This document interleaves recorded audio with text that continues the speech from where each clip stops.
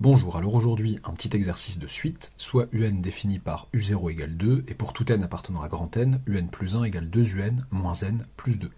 On nous demande tout simplement de déterminer l'expression générale de un.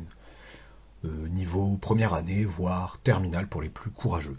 Vous pouvez vous donner les 10 à 15 minutes de réflexion et de recherche avant de regarder la correction. C'est parti, correction, donc petit exercice sans prétention. Quoi qu'en arrivant en colle, il roulait un petit peu des mécaniques cet exo, autrement dit, dans ma tête, j'avais l'impression que ça allait poser quelques petites difficultés. Bon, il s'est fait dérouiller par l'élève à qui je l'ai donné, qui a trouvé un chemin plus rapide que celui auquel je pensais.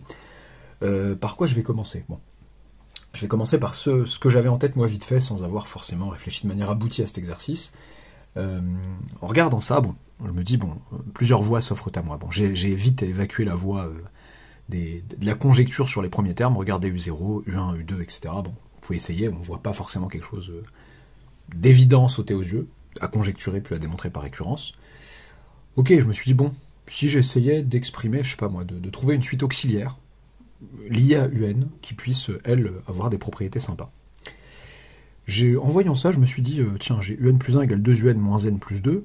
Si je soustrayais encore N, et c'est là où j'ai été un peu naïf, maladroit plutôt, pour tout N appartenant à grand N, moi dans ma tête, je me suis dit, tiens, UN plus 1, moins, donc si je rajoute encore, donc si je mets encore un moins N, ça fait 2UN moins 2N plus 2. Et là, je m'étais dit, je reconnais, là il y a du 2 facteur de UN moins N. Là, il y a un petit plus 2, bon, petit plus 2, là, on va mettre peut-être un petit moins 1 ici, donc moins N moins 1. Et là, il reste un petit plus 1.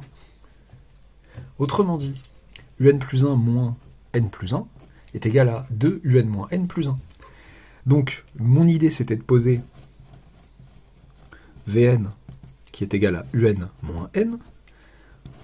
Et on sait à ce stade que pour tout n appartenant à grand n, eh bien, Vn plus 1, puisque ça c'est Vn plus 1, est égal à 2Vn plus 1. Et je faisais un peu du fan service avec le programme de colle, qui parlait de suite arithmético-géométrique. Et ben voilà une suite arithmético-géométrique. Bon, les élèves de terminale, normalement, on leur pose la suite auxiliaire qui est géométrique, et on leur demande de montrer qu'elle est géométrique justement, et grâce à elle d'aboutir à l'expression de notre suite Vn. Et bien là c'était ça mon but, c'est de dire, l'élève de première année, de prépa, de fac et tout, normalement il sait qu'il faut opposer, soit il connaît la formule directement avec le A et le B, soit il se dit, là je cherche L qui vérifie L égale 2L plus 1. Ok, ça me fait, point fixe de la fonction qui a x associée 2x plus 1. Donc, voilà, le a étant différent de 1, c'est permis, c'est possible. Donc L égale moins 1.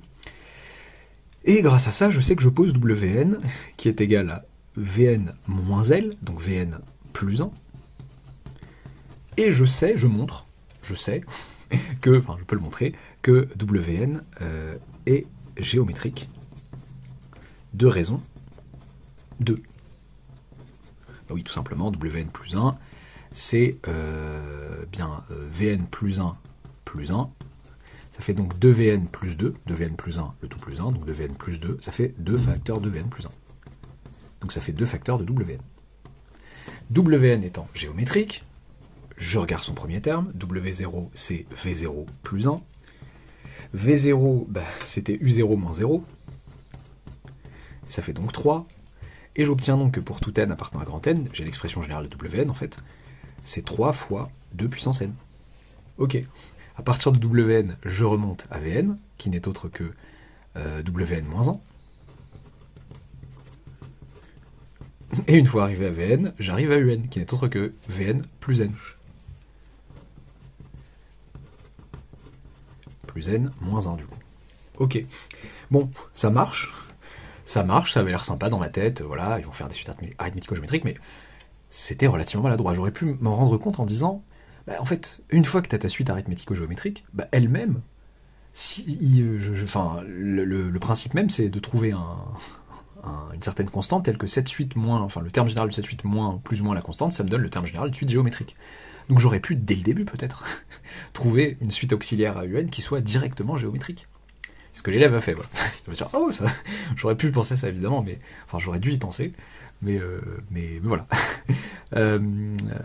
Ok, en fait c'est là, c'est arrivé là. Moi c'est comme ça que j'y ai pensé personnellement. Je sais pas lui tout à fait exactement quand il y a pensé. Moi j'y ai pensé en regardant ici.